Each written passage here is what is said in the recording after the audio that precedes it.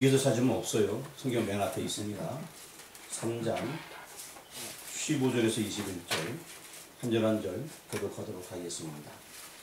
내가 너로 여자와 원수가 되게 하고 내 후손도 여자의 후손과 원수가 되게 하리니 여자의 후손은 내 머리를 상하게 할 것이요 너는 그의 발꿈치를 상하게 할 것이니라 하시고 또 여자에게 이르시되 내가 내게 임신하는 고통을 크게 더하리니 내가 수고하고 자식을 낳을 것이며 너는 남편을 원하고 남편은 너를 다스릴 것이니라 하시고 아담이 이르시되 내가 내 아내의 말을 듣고 내가 내게 먹지 말라 한 나무의 열매를 먹었음즉 땅은 너로 말미암아 조류를 받고 너는 내 평생에 수고하여야 그 소산을 먹으리라.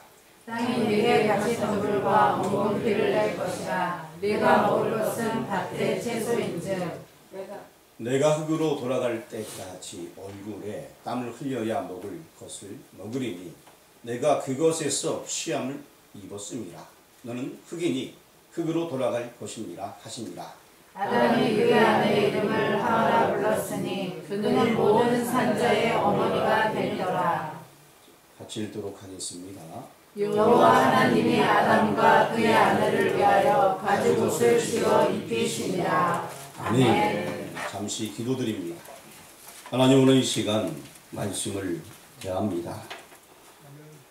하나님의 크신 은혜 생각하는 이 시간 되어지길 원합니다. 아무것도 잘난 건 없습니다만 은혜로 불러주시고 그 은혜로 인하여서 구원을 얻고 그 은혜로 인하여서 예배당에 나와 예배드리며 찬양할 수 있게 하시니 감사드립니다. 오늘 하나님의 은혜를 발견하고 깨우치는 시간 되게 인도하여 주옵소서. 예수 그리스도의 이름으로 기도합니다. 아멘. 네, 지난 시간에 이어서 이제 3장에 대해서 창세기 3장의 말씀을 전합니다. 전체적인 분위기를 보게 되니까 1절에서 7절까지는 무슨 일이 있었다 그랬죠? 타작? 무슨 일이 있었다고요? 타작이요? 네, 타락이 있었죠. 죄를 저지르는 일들이 있었고 8절에서 21절까지는 좋아요. 하나님의 계획.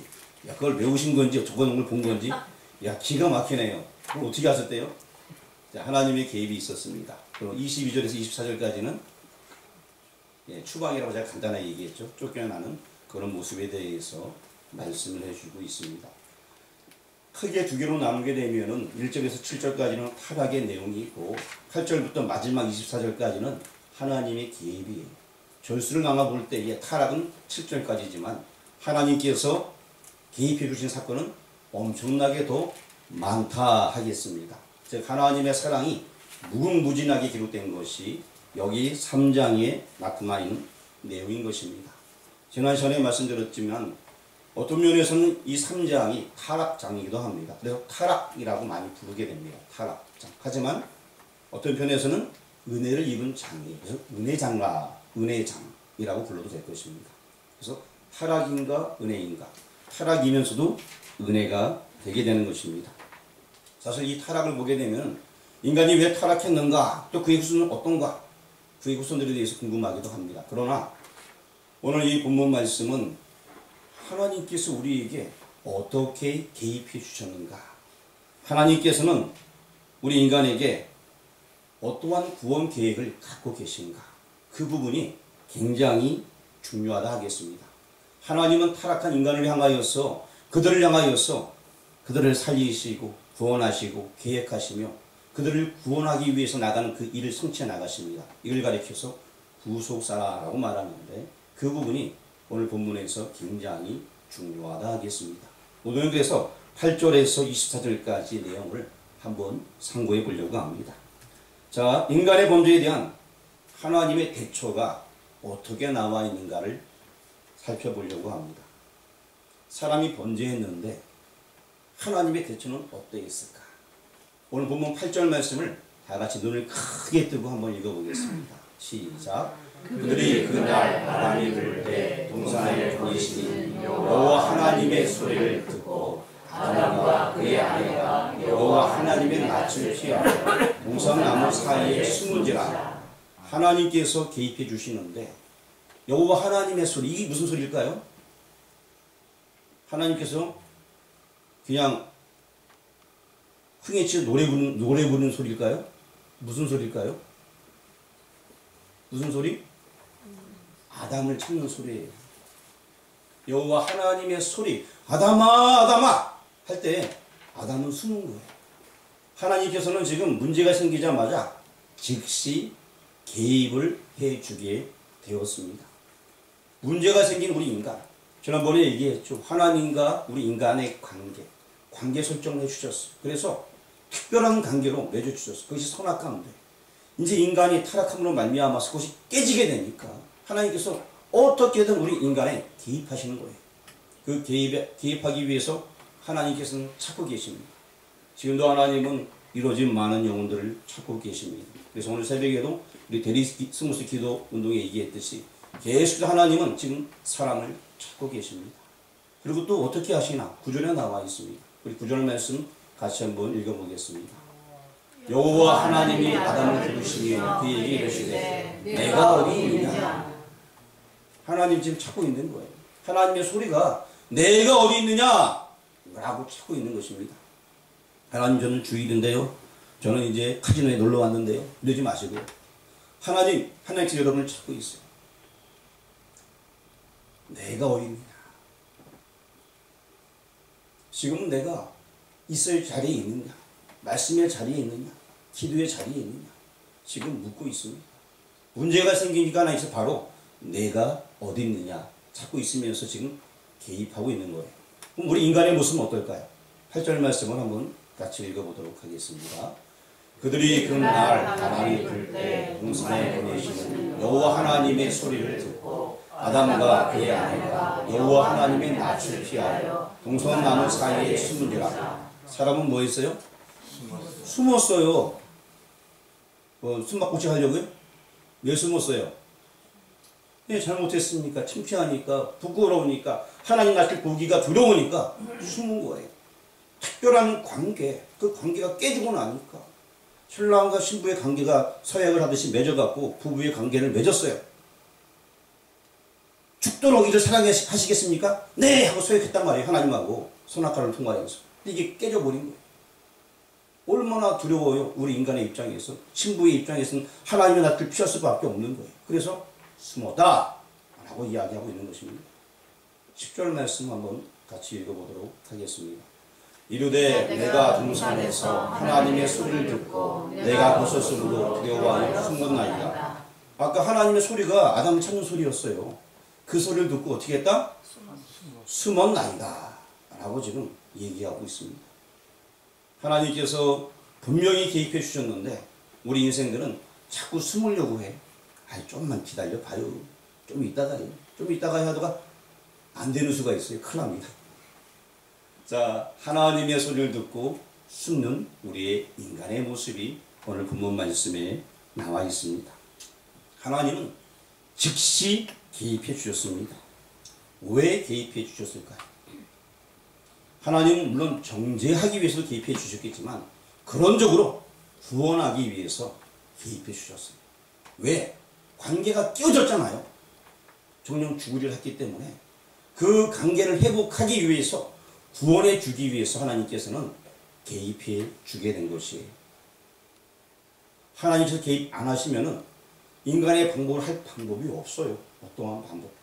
그래서 하나님께서 구원해 주시기 위하여서 개입해 주셨습니다. 이걸 가리켜서 뭐라 그러면 따라 하시길 바랍니다. 은혜. 하나님께서는 은혜로 대체해 주셨어요. 은혜라는 것은 이런 거예요. 어떤 사람 이름이 박은혜라고 해서 그 사람 가리킨 게 아니고 은혜라는 것은 그냥 거저주는 게 은혜. 거저 받는 게 은혜. 아무런 조건 없어요. 이유가 없어요. 요새 뭐 묻지도 않고 따지지도 않고 그냥 주는 거 그냥. 그게 바로 은혜라는 것입니다. 아무 대가가 없어요. 그냥 주는 거 그냥. 네가 뭐 했기 때문에가 아니에요. 아무것도 안 했는데 뭐 했어 지금? 번제밖에 더 했어요? 관계를 깨뜨리는 일밖에 더 했어요?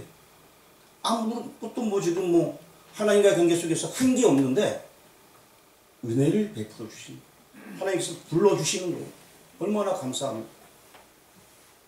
성경에 탕자의 비유가 있듯이 아버지는 잃어버린 아들을 찾고 기다리고 있는 거예요. 잃은 양 찾는 비유도 있듯이 잃어버린 한 양 예수님은 찾고 계십니다. 그리고 만났을 때 기뻐하고 축제가 벌어지는 거예요. 하나님은 지금 은혜를 베풀어 주시는 거예요. 구원을 주시기 위해서. 받는 입장에서는 거저 받아요. 그냥 공짜로. 뭘 받습니까? 은혜를 공짜로 받아요. 은혜. 공짜로 받아요. 이 주는 입장은 어떨까요? 너희가 받아? 간단한 일일까요? 주는 입장은 간단하지가 않습니다. 여인의 후손, 여자의 후손을 오실 메시아, 즉 자기 아들을 내어주어야지만 이것이 가능해지는 거예요. 은혜라는 것은 받는 입장에서 공짜에 공짜, 거저 받는 거예요. 근데 주는 입장에서는 자신의 희생이 따르는 거예요. 엄청난 희생이 따르는 거예요. 우리는 뭐 성부 하나님, 성자 하나님, 하나님의 아들이 이 땅에 오셨다. 간단하게 얘기할 수 있어요. 성부, 성자, 성령, 삼위 하나님이라고. 하지만 쉽게 설명 하나님 자신이 오신 거예요. 삼위일체 하나님이시죠. 그분이 우리를 살리기 위해서 대신 이 땅에 오신 거예요. 하나님 편에서는 엄청나게 심각한 거예요. 그 죄를 대신 받아야 되니까. 그게 바로 은혜인 거예요. 우리는 은혜를 거저 받습니다. 하나님께서는 친히 그 죄를 우리 대신 감당하기 때문에 가능한 거예요. 일방적으로 그냥 거저 주시는 은혜. 그래서 그걸 우리가 받아 누리고 있습니다. 그 은혜는 얼마나 큰 은혜인지. 갚으려고 해도 갚을 수 없는 그런 은혜가 되는 것입니다. 이제 뱀의 후손과 여자의 후손. 첫 번째 이제 하나님께 대처해 주는 은혜로 대처해 주셨고요. 뱀의 후손과 여자의 후손 어떻게 갈라지는지 오늘 본문에서 그 부분을 한번 살펴보려고 합니다. 우리 15조를 가리켜서 원복음이라고 얘기하는데 우리 15절 말씀 한번 읽어보겠습니다. 내가 너로 여자와 원수가 되게 하고 내 후손도 여자의 후손과 원수가 되게 하리니 여자의 후손은 내 머리를 상하게 할 것이요 너는 그의 발꿈치를 상하게 할 것이니라 하시니라. 여기 보니까 여자와 원수가 내 후손도 여자의 후손과 원수가 하면서 내 후손과 여자의 후손이 나와 있습니다. 즉 뱀의 후손과 여자의 후손에 대해서 얘기해 주고 있습니다. 뱀의 정체에 대해서 지난번에 타락을 얘기하면서 말씀드렸는데 다시 한번 간략하게 설명드리면 뱀은 무엇인지 한번 읽어보면서 다시 한번 기억하도록 하겠습니다. 자, 다음 넘겨주세요. 뱀에 대해서 안 나와 있어요? 예, 한번 읽어보겠습니다. 요한계시록에 나와 있는데 용을 잡으니 곧 옛뱀이요 마귀요 사단이라 잡아서 천년 동안 결박하여. 여기 뱀에 대해서 나와 있고 뭐 용, 뱀, 마귀, 사탄 다 같은 물입니다. 파충류인 뱀을 가리키는 것이 아니라 실제 그 뒤에서 일하는 뱀에 대해서 그는 바로 사단이라는 마귀라는 것입니다. 그리고 예수님께서도 말씀하실 때 마태복음 23장 33절에 말씀해 주고 있는데 뭐라고 얘기하냐면 함께 읽어보겠습니다. 뱀들아 독사의 새끼들아 너희가 어떻게 지옥의 판결을 피하겠느냐. 자, 그 당시 지도자들에게 얘기했습니다. 뱀들아 독사의 새끼들아, 즉 사단의 세력에 지배받는 자들을 가리켜서 뱀들아 독사의 새끼들아 라고 예수님께서 말씀하셨습니다. 인류는 이 두 계열로 나누어질 것입니다. 그리고 이 두 계열은 서로 적대감을 가지게 됩니다. 다음 장에서도 보게 되면 가인과 아벨이 나오게 되는데 이 둘은 서로 이제 적대감을 가지고 살아가게 되는 것입니다. 이 둘이 왜 적대감을 가질까요? 적대감을 가지게 한 것은 하나님께서 창세기 3장 15절에 원복음을 주시면서 이 적대감을 두게 하셨어요. 왜냐? 사단과 적대감을 둠으로 말미암아서 우리는 하나님을 찾을 수밖에 없는 거예요. 그래서 사단과 적대감을 주게 된 것입니다. 그래서 하나님과의 관계 회복을 할 수 있게끔 길을 열어주게 된 것입니다. 앞으로 우리 인류는 사단, 즉 뱀의 후손, 그리고 또 여자의 후손, 이 두 세력이 계속해서 대립이 되게 되는 것입니다. 내가 원하든 원하지 아니하든 이 두 종류에 속하게 되어져 있습니다. 이 두 종류는 어디입니까? 어디 후손? 그 다음에 또 어디? 이 두 가지 속에 내가 원하든 원하지 않든 우리는 속할 수밖에 없는 거예요. 분명히 이게 창세기 3장 15절에 원복음이라고 우리는 알고 있고 이 복음의 메시지가 있는데 여자의 후손이라는 메시지를 주면서 이 여자의 후손은 앞으로 오실 메시아를 상징하는 것입니다. 그래서 우리가 그 안에 속해 있느냐 혹은 다른 사단의 세력에 속해 있느냐 이 두 가지 중 하나밖에 없다는 것입니다. 어떻게 뱀의 후손과 여인의 후손으로 나누어지는지 이 부분을 대해서 한번 살펴보려고 합니다. 15절 말씀에 내 후손과 여자의 후손 이 두 가지가 나와 있는데 이 두 가지로 어떻게 갈라지게 될까? 이 부분에 대해서는 로마서에 기록이 되어져 있습니다. 로마서 11장 5절 말씀을 한번 읽어보겠습니다. 그러니 이와 같이 지금도 은혜로 택하심을 따라 남은 자가 있느니라. 여기 빨간 글씨만 한번 읽어보겠습니다. 시작. 택하심을 따라. 자, 빨간 글씨를 다 잘 읽으셨는데 누가 잘 읽을 수 있을까요? 우리 김용자 권사님 빨간 글씨 한번 읽어주세요. 시작. 택하심을 따라. 아, 정확하게 읽으셨습니다. 자, 그 다음에 우리 문영수 아주쌤 한번 읽어주세요. 택하심을 따라. 예, 뭐라고요? 택하심을 따라. 네, 택하심을 따라. 누가 택할까요? 하나님이 택하시는 것입니다. 하나님이 택하셔서 어떤 사람들은 사단, 어떤 사람들은 여인의 후손 이게 갈라지게 되는 거예요. 신기하지 않아요? 우리 로마서 11장 6절 말씀도 한번 보겠습니다. 같이 읽겠습니다. 만일 은혜로 된 것이면 행위로 말미암지 않음이니 그렇지 않으면 은혜가 은혜 되지 못하느니라. 자, 우리가 아무것도 한 일이 없는데 은혜로 택함을 받게 된 거예요. 만약에 행위로 말미암지 않은 행위는 상관이 없다는 얘기예요. 만약에 내가 행위로 은혜를 받았다면은 그것은 은혜 되지 못한다는 얘기예요. 내가 뭘 해서 은혜 받았다는 게 아니라는 거예요. 내가 택함 받은 것은 뭘 해서가 아니에요. 내가 예배 시간에 잠을 많이 자서 택함 받았다 이것도 아니고요. 내가 머리가 커서 택함 받았다도 아니에요. 내가 주일날 예배 시간에 고개를 끄덕끄덕 했다고 아멘 아멘 했다고 택함 받은 게 아니라고요. 뭐로 택함 받았다? 은혜로 택함 받았다는 것입니다. 한번 우리 옆 사람 인사 나누겠습니다. 은혜로 택함 받았습니다. 은혜로 택함 받았습니다. 아멘. 이건 정말 기쁜 소식이에요. 은혜로 택함을 받았다. 내가 뭐 한 게 없다는 거예요. 그냥 거저 받았다. 여러분이 구원받을 때에 어떤 조건이 있는 것이 아닙니다. 이걸 가리켜서 하나님의 무조건적인 택하심이라고 얘기하는 것입니다.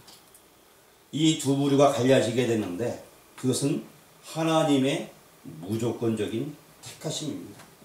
내 의지와 관계가 없습니다. 로마서 9장에 있는 11절 말씀을 한번 읽어보겠습니다.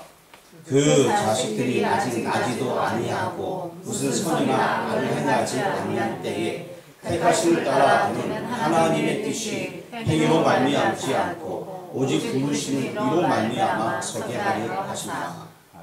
행위가 아니에요. 자, 뱃속에 있던 이삭, 뱃속에 누가 있었죠? 에서랑 이삭이 아들 낳을 때 에서랑 야곱 있었죠? 자, 그런데 지금 뱃속이 아직 나지도 아니한 그때에 택하심을 따라서 하나님 택해 주신 거예요. 행위로 말미암지 않았습니다. 뱃속에서 그들이 뭘 했겠어요? 아무것도 안 했어요. 그렇죠? 그런데 택했다라고 말씀하고 있습니다. 9장 12절도 한번 읽어보겠습니다. 같이 읽겠습니다. 리브가에게 이르시되 큰 자가 어린 자를 섬기리라 하셨나니. 자, 하나님 이렇게 말씀 주신 거예요. 그냥 태중에 복중에 아이가 있는데 야, 큰 자가 어린 자 섬길 거야. 하나님께서 그냥 어린 자를 택하신 거예요. 다른 이유가 없어요. 아무런 우리가 뭐 이유가 없어. 아, 내가 이거 했는데요, 저거 했는데 소용없어요. 하나님께서 택하신 것입니다. 하나님의 주권 앞에 이 말씀을 대할 때 무릎을 꿇을 수밖에 없어요. 하나님이 나를 택하셨고. 어떤 사람들은 지금 신앙생활 열심히 하고 교회 열심히 다니니까 내가 잘나서인 줄 알죠? 천만에 만만의 풍떡의 말씀이에요.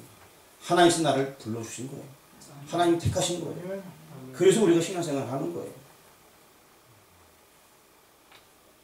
어찌됐건 간에 내가 교회 출석한다. 내 안에 예수님 계시다. 내가 정말 신앙생활 잘할 수 있다. 이런 믿음조차도 하나님께서 주신 거예요. 우리는 전도에 미련한 방법을 물론 전도합니다. 당연히 해야 돼요. 그 방법을 주셨으니까. 근데 택한 자가 누군지 우리는 알지 못해요. 그래서 계속 복음 전하는 거예요. 하나님의 뜻이 있는 자들은 지금 아주 못되고 뭐 성격이 포악한 사람도 계속 복음 전하다 보면 돌아올 때가 있어요. 그럼 그 사람은 택한 사람이에요. 우리는 누가 택함 받은지 안 택한지 몰라요. 그래서 그냥 계속 전하는 거예요. 계속. 그래서 이 두 부류가 갈라지는 것은 하나님의 절대 주권인 것입니다. 무조건적인 선택이에요. 오늘 본문 말씀 3장으로 돌아와서 3장 21절에 이런 말씀이 있습니다. 우리 창세기 3장 21절 같이 읽어보겠습니다. 여호와 하나님이 아담과 그의 아내를 위하여 가죽옷을 지어 입히시니라. 가죽옷을 지어 입히셨어요. 이걸 가리켜서 다시 말씀드리면 은혜라고 하는 것입니다. 그럼 그 전에 그들이 무슨 옷을 입고 있었죠? 7절 말씀에 나무를 옷 입었어요? 자, 우리 7절 말씀 한번 같이 읽어보도록 하겠습니다. 시작. 이에 그들의 눈이 밝아져 자기들이 벗은 줄을 알고 무화과 나무 잎을 엮어 치마로 삼았더라. 무화과 나무 잎이라 라고 기록되어 있습니다. 예, 나무 잎으로 옷을 만들었어요. 자, 사람들이 이 말씀은 무엇이냐? 아무리 의의 옷, 오늘 새벽에도 얘기했지만 의의 옷을 사람들이 아무리 의의 옷을 입어도 그것은 거짓되다. 사람이 아무리 의의 옷을 입으려 해도 의롭게 하려고 해도 그 옷은 깨끗하지 못하다라는 구약의 말씀을 우리가 배웠어요. 그렇지만 하나님께서 주신 거룩한 옷을 입을 때 의롭게 되어진다라는 메시지가 있었는데, 자, 아까 읽었던 이 가죽옷, 바로 누군 어떠한 동물이 죽어야지만 피를 흘려서 그 가죽옷을 얻을 수 있잖아요. 하나님이 우리에게 의로운 옷을 입혀주실 때 우리가 의로워하신 것처럼 여겨지게 되는 거예요. 내 본성은 뭐 깨끗하지 않지만 하나님께서 감추어 주실 때 가려주시니까 의로운 것처럼 여겨주신다는 거예요. 정말 손에서 구원해 주신 것이 아니라 우리가 아무것도 아니야 할지라도 그를 믿는 그 믿음, 그 믿음으로 의롭다 하심을 여기게 되는 것입니다. 그냥 유월절 때도 양의 피, 그거 보니까 진행경 넘어 사람은 똑같아요. 인방과 소추에 피가 있느냐 없느냐 그 차이거든요. 옷을 입었느냐 안 입었느냐, 의의 옷을 입었느냐, 가죽옷을 입었느냐 안 입었느냐 그 차이예요. 사람으로 해봤자 사람은 한계가 있습니다. 하지만 하나님의 은혜로 말미암아서 우리의 죄를 가려주게 되었습니다. 그것이 바로 가죽옷의 역할인 것입니다. 자기의 노력으로 아무리 가려보려 하였지만 우리의 죄를 가릴 수가 없습니다. 로마서 4장 7절 말씀 한번 같이 읽어보도록 하겠습니다. 불법이 사함을 받고 죄가 가려짐을 받는 사람들은 복이 있고, 바로 이것이 은혜를 입은 자를 가리키는 것입니다. 불법이 사함을 받고 죄가 가려짐을 받는 사람은 복이 있고. 자, 하나님께서 일방적으로 우리에게 은혜를 베풀어 주셨어요. 우리 가르쳐서 은혜의 언약이라 얘기합니다. 사람들은 어떻게 할 방법이 없었어요. 관계가 깨어졌기 때문에. 맨 처음에 맺은 하나님과의 관계가 깨어져서 어떠한 방법으로 하나님께 나갈 수 있는 방법이 없었어요. 하지만 주권적으로 하나님께서 다시 그 언약을 맺어줘 찾아오셨고 맺으신 그 언약이 은혜의 언약인 것입니다. 그 은혜의 언약의 핵심은 여자의 후손, 그것이 바로 핵심이 되게 되는 것입니다. 여자의 후손을 보내주겠다. 그게 뭐라고요? 무슨 언약? 은혜 언약. 네, 은혜 언약. 내가 하나님과의 관계 속에서 하나님 우리 관계를 이렇게 맺읍시다 이게 아니고 하나님의 입장에서 그냥 일방적으로 맺은 거예요. 주권적으로 맺은 거예요. 사람이 할 수 있는 게 아무것도 없으니까. 우리가 구원 얻기 위해서 아무것도 안 했잖아요. 그게 바로 은혜 언약이라는 것입니다. 그리고 이제 우리 20절 말씀을 잠시 한번 본문 20절 읽어보겠습니다. 아담이 그의 아내의 이름을 하와라 불렀으니 그는 모든 산자의 어미가 됨이더라. 자, 이제 아담이 자기 원래 그 하와 이 사람을 하나님께서 만들어진 여인이라고 불렀었거든요. 그런데 이제 하와라 부르기 시작합니다. 20절에서. 그전에 그렇게 안 불렀어요. 자, 하와로 이름을 칭하게 되었습니다. 옛적에 모든 짐승들도 이름을 불렀는데 지금 이제 창세기 3장 15절에 원복음, 여자의 후손에 대한 이야기가 나오고 나서 이제 이 하와의 이름을 불렀다라고 얘기하고 있습니다. 그래서 이 하와의 이름의 뜻이 모든 산자의 어미가 됨이더라 라고 말씀을 해주고 있습니다. 즉 여인의 후손으로 말미암아 메시아가 오고 구원의 길이 열릴 것을 익히 아마 아담이 어느 정도 이 당시에 원복음을 받고 숙지한 것 같아요. 그래서 이 여인의 이름을 부를 때 하와라, 산자의 어미다. 그래서 결국 여자의 후손으로 올 그 일을 믿음으로 말미암아 모두가 구원을 얻을 것이다 라는 메시지의 뜻을 함께 이 여인에게 이름하여 준 것 같습니다. 그렇지 않고서는 이런 이름이 나오기가 어렵죠. 어떤 원복음을 받고 나서 하와라는 이름을 주게 된 것입니다. 자, 이제 슬픔, 고난, 사망이 오게 돼 있어요. 타락 이후에. 계속해서 사람들은 이제 뱀의 후손과 영적인 다툼, 전쟁이 계속 있게 되게 되는 것입니다.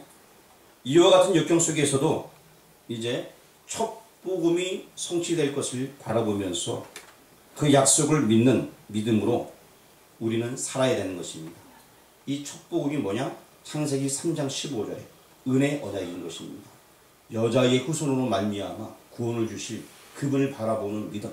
이것이 바로 구약 시대의 백성들이 바라보는 믿음이었습니다. 아직 오지는 아니했지만 앞으로 여자의 후손으로 오실 것이다.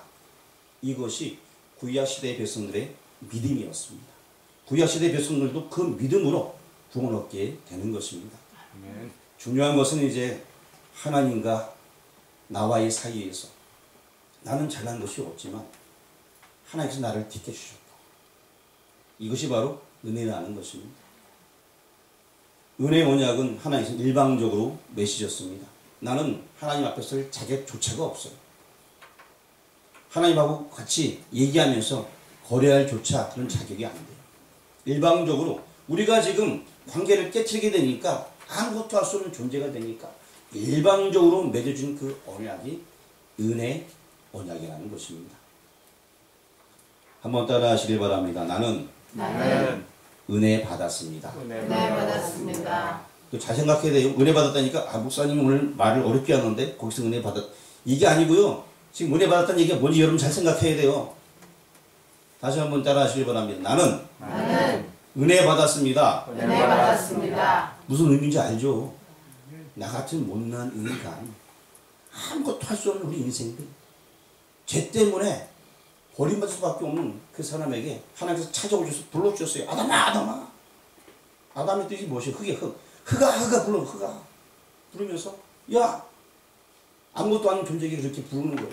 그러면서 내가 너와 은혜 언약 맺을 거야. 내가 너를 구원해 줄 거야. 메시아를 통해서 그 약속을 맺어주시는 거예요. 근데 그 하나님의 입장에서는 아까 얘기했듯이 엄청난 희생이 따르는 거예요. 그 은혜를 우리가 받아들이게 되었다. 이것이 바로 은혜의 언약인 것입니다. 은혜를 받은 여러분들, 이제 은혜 받은 백성답게 하나님 영광 위에 살아가는 모두가 되길 주의 이름으로 축원합니다. 기도하겠습니다. 하나님 오늘 이 시간 주의 말씀을 주시니 너무나